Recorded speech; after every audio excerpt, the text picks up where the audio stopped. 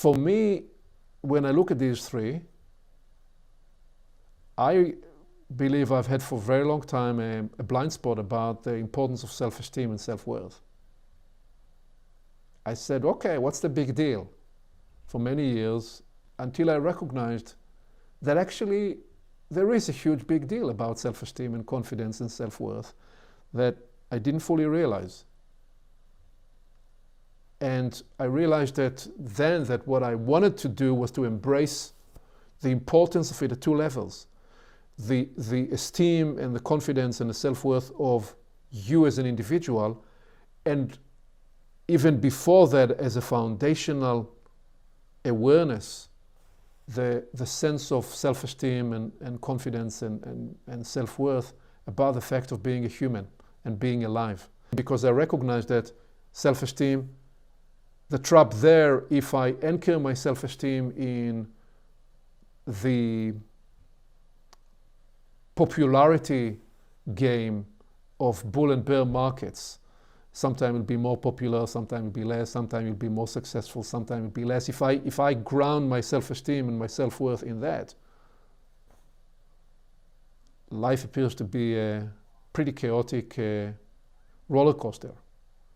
So please, what would you offer from your experience and comment on any of those three or all of them together?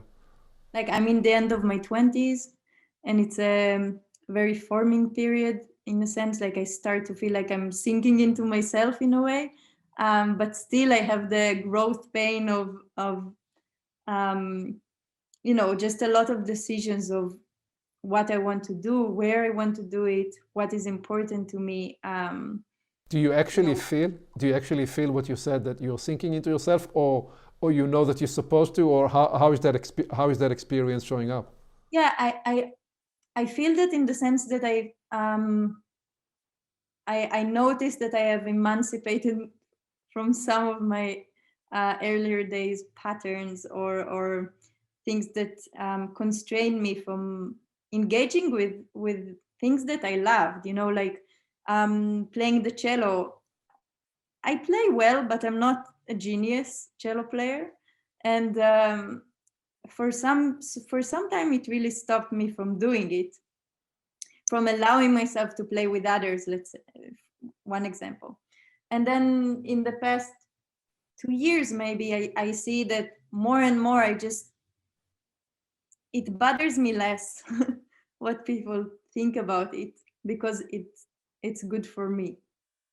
And I see this comes in many ways. So I'm not as bothered now if others don't find me so appealing or don't like my style so much as I used before, because I feel more comfortable with myself. And I just also know that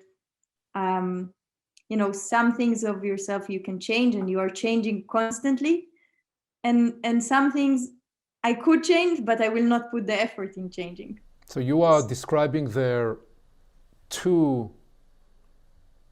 spaces or two domains of awareness, both the displacement and centering practices and self-esteem, confidence, and self-worth, because you're describing first that a growing set of insights and awareness as to what is it that would take you away from yourself, such as trying to fit someone else's expectation, trying to be somebody other than yourself, but to actually enter that awareness and relax into being who you are and making those discerning choices. What do I choose to work on in myself to continue to develop, to change, to refine? And what do I learn to accept about myself, about my inclination, about my way, about my style? And in that distinction, in that discernment, there is a sense of a growing self-esteem, growing sense of confidence about accepting yourself for who you are. We live in a society that pushes us all the time to be very critical towards ourselves and not so accepting, which has its positives because it maybe pushes us to grow in some respects.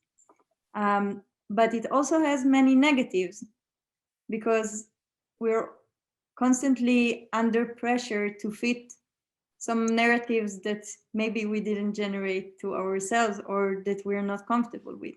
I think there is like that each individual in a sense need to develop some resilience even to say to this I'm saying no, to this I'm saying yes, like I'm willing to do some compromises in how I am, or it might not even be compromise because you might enjoy to do something that everybody else liked, and that's great. But if it's not the case, or if it doesn't fit you, it's my life. I have the right to say, okay, I don't want to fit in here.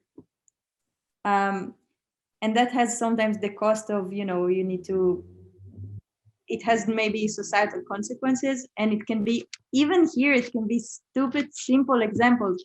Not speaking about going into a cult and living on a mountain.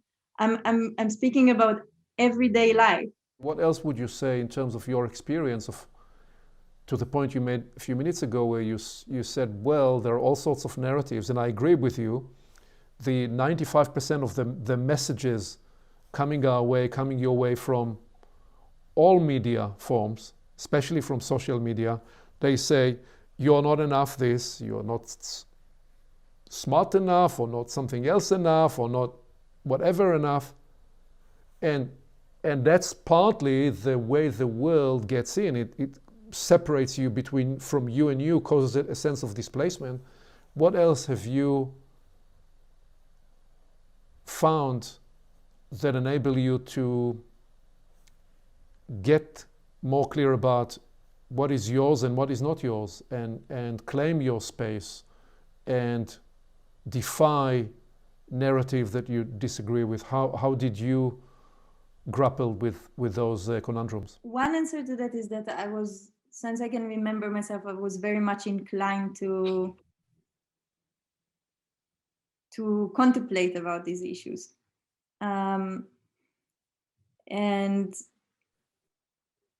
And on that level, it always goes with me. And then whenever I meet a new situation, I try to see it from these different levels, and hence also my, it goes to my other questions, because sometimes it's not an easy endeavor, because it's not always so clear. And then I think we all have in ourselves some voice that pushes us towards this direction, because the cost becomes higher and higher to not do it. So to play the game, in a sense, like you can do it sometime, and some people carry on with that, but it takes its toll, and I started to feel it. Even now, I'm doing actually a very interesting research, and I chose to do it. But I know in myself that one of my reasons to choose to do it is that I had a good idea. I wanted to show that it's possible. But I also wanted to show myself that I can pursue this type of research successfully, that engages a lot of coding, machine learning, and doing analysis, which is not my natural go-to strength. And I'm doing it, and I think I even do it well. But like knowing with myself that I'm doing it to prove to myself that I can do it, that's kind of like, I want to let it go. And I actually told I told one of my friends last week, I'm like, this is the last time I'm doing it. I don't want to prove anyone anymore that I'm capable of doing something that is very analytical and economic, because I'm doing it and I'm teaching economics, and I am analytical and all of that. But I don't want that my motivation to engage with projects will be because I need to prove myself that I'm what society will define smart. The price is too high. It's not as fun as it can be if I will do something that I'm enjoying more. Well, permit me to say on this occasion, you're so way ahead of the rest of us in the sense of to get. I do think it's partly generational and partly the wisdom that you have acquired in your life. for me to, in my 20s, it's not that I didn't have that awareness, but certainly in the battle of thriving in the world, I found into my 30s and into my 40s that I did certain things to prove that I could.